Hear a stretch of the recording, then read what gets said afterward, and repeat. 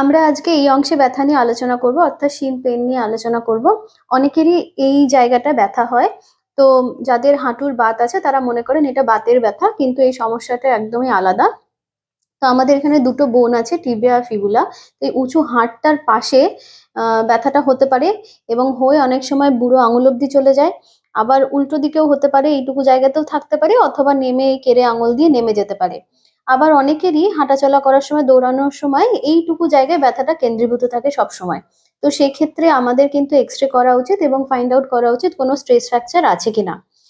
আর অন্যান্য যে সব জায়গায় পেশিতে ব্যথা হচ্ছে, এটার জন্য আমরা অন্যভাবে ম্যানেজ করি। এই ব্যথাটা কাদের হতে পারে? যারা ডান্সার তাদের হতে পারে, যারা রানার্স বা হঠাৎ কোনো পরীক্ষার জন্য হঠাৎ তারা দৌড়াদৌড়ি শুরু করেছে, রানিং স্টার্ট করেছে, তাদের হতে পারে। যাদের অস্টিওপোরোসিস আছে, অস্টিওপেনিয়া আছে, যাদের ভিটামিন ডি ডেফিসিয়েন্সি আছে, বা মহিলাদের যাদের পিরিয়ডস এর প্রবলেম আছে, তাদের কিন্তু এই সমস্যাগুলো হয়। তো এই সমস্যা হলে আমরা কি করব? যখনই এই সমস্যাটা হবে, আমরা প্রথমে আইস কম্প্রেশন দেবো এবং পাটাকে রেস্ট দেবো। যারা রানিং করেন, প্রতিনিয়ত মর্নিং ওয়াক করেন, তাদের মর্নিং ওয়াকের পরিবর্তে সাইক্লিং বা সুইমিং করা উচিত। প্রপার ফুটওয়্যার পরা উচিত, যাতে আমাদের কোনো পায়ে শক, মানে প্রপার শক অ্যাবজর্বেন্ট কোনো শুজ পরা উচিত।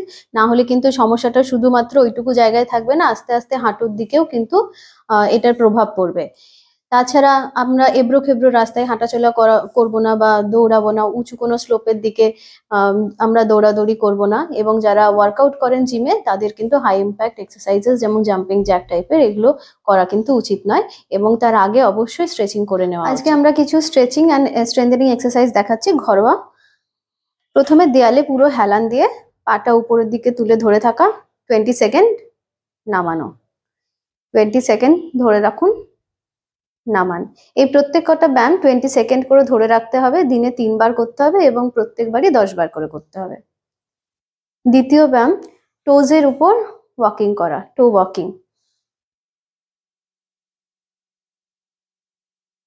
তৃতীয় ব্যায়াম, হিলের উপর ওয়াকিং, পায়ে গোড়ালির উপর একইভাবে হাঁটা।